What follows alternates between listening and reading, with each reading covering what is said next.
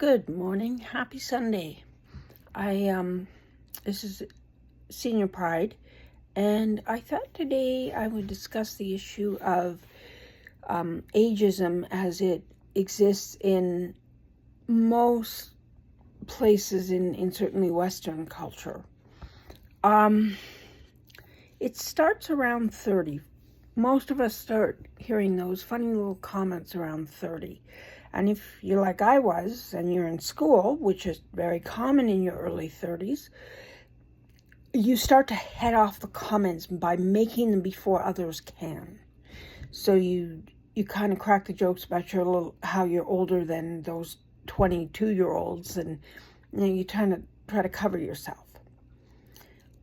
But even in your 30s, you're still thinking, or most of us are still thinking, that, wow, wait till I turn 40. And then that's when it really kind of plugs in. You turn about 40, and there's all these stereotypes about 40-year-olds.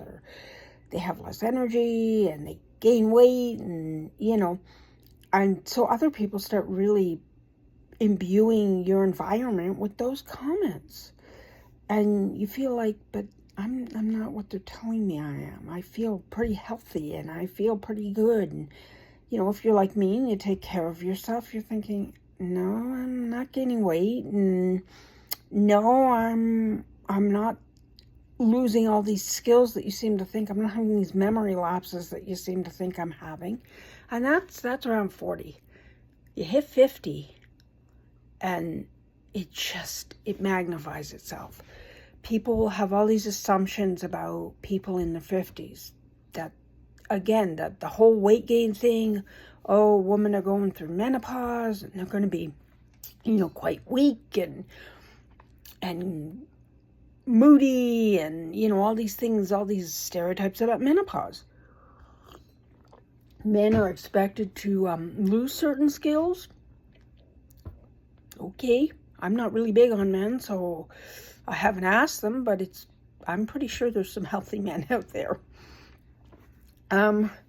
All these kinds of stereotypes about 50-year-olds, how you can't do the things you used to do, you can't bend over, you can't do this, you can't do that. But it's when you hit 60, it stops being kind of these quiet comments, these subtle ideas, and it's like, well, they won't know. They're 60 now. So we can just say whatever we want, out loud and out proud. The thing is, they're wrong. They're wrong about all of it. In my 30s, I was quite young and healthy. And yes, I was losing my sight, but so what? I had all these other strengths. In my 40s, well, honestly, I went through menopause a little bit early. Yeah, it wasn't pleasant, but because I took care of myself, because I had all these healthy habits, I was able to kind of deal with the worst of it in ways so most people didn't even know it was happening. Only the people I told. In my 50s,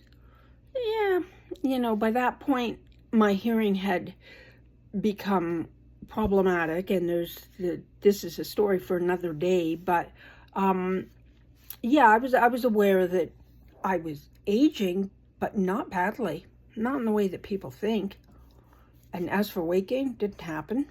As for losing my ability to move independently and all those kinds of things, didn't happen. When I turned 60, well, that was the best day of my life. It was like everything clicked. Literally on my 60th birthday, everything clicked. I felt like I had just, like all these things I was trying to grasp throughout all those decades had just fallen into place. I am the happiest I have ever been in my 60s.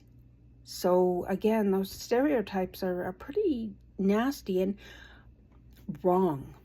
And it is kind of humorous that many people feel like they can just say whatever they want to someone who's 60 plus because, well, they're so old they won't notice. Well, we notice. We laugh at you, but we notice. And one of the things that is really important, that I find is really important, is being able to laugh at some of that stuff, because some of it is just so far off. And to be fair, when I was like 20, I probably believed a lot of the same things, but they're wrong. If we move, if we keep our bodies active, we don't lose energy. There might be a little bit of weight gain, but it's very controllable through diet and exercise. The other thing is that there's this perception that anybody over 60, anybody over 50 actually, is on a buttload of medication. Well, for any of you who've done your research into your medications, they're nasty. They do more damage than good most of the time. So there's many of us, myself included, who are on very little medication, who are very careful, who refuse to take high doses if we need, say, an antibiotic for an infection, or those kinds of things. We're very well informed. And that is something that may be a good stereotype. People over 60, we're very well informed. We look up the stuff we need to know. But the other thing is that people age differently because they make different choices. And, genetics do certainly play a part. I don't discount that at all. But the choices we make throughout our life and the choices we make as we get older really do impact our health and our vitality and our mental health and our cognitive health. And so there are many of us that are anything but those stereotypes. We don't fit those stereotypes because we care to have a healthy future.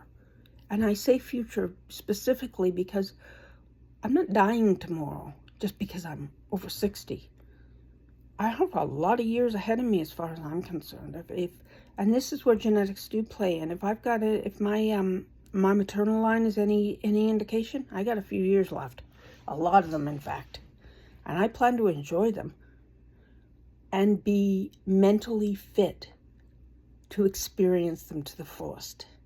Now, that is a stereotype, the idea that we all lose our cognitive faculties, that we start to decline mentally.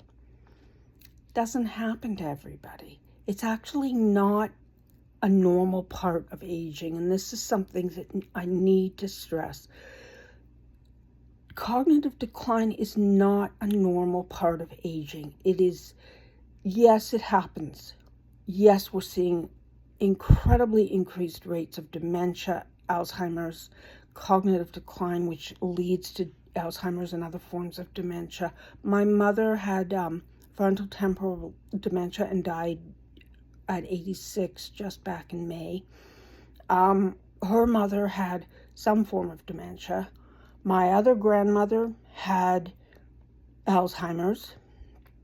So yes, there is a genetic component, but there's also behavioral components. There's choices that we make. And these things are not a normal part of aging. The brain and body are designed to take you to your last day in a good and healthy state. So the choices we make really do impact how we fare. And the stereotype that we're all going to decline physically and mentally, that's what it is. It's a stereotype. It's wrong. We are going to exist in the way that we choose to exist to the extent that we can. Yes, there are things we can't control. That is one thing you do learn when you age. Some things you have no control over. But within that, you find your best. And the things you have control over, you take control over. And that means that the stereotypes are wrong. I dare any younger person to tell me that you haven't found stereotypes about your own age group, that you haven't heard ugly ideas about who you are. Because we hear it all the time from you. And to be honest, there are older people who have those stereotypes about younger people, which is sad because we were you once, For those of us who are clear-headed enough, no. Stereotypes are just the bad news, the bad karma. No. We can remain as healthy as we possibly can be And again, cognitive and physical decline are not part of aging. We are not meant to crash. We are meant to slowly end. And we will all die. It's a fact of life. But until that day, we can enjoy it to the extent possible. We can be healthy and happy. And I ask all of you to remember that these stereotypes about aging starting at 30 and moving forward, they're wrong. They are just wrong. Start to actually get to know the older people in your life. Actually get to know them. Find out who they are. Query them about their experiences in life, their past, their joys, their sorrows. You will find out that they are wonderful people, brilliant people, beautiful people, and that you might have been wrong. Bye-bye.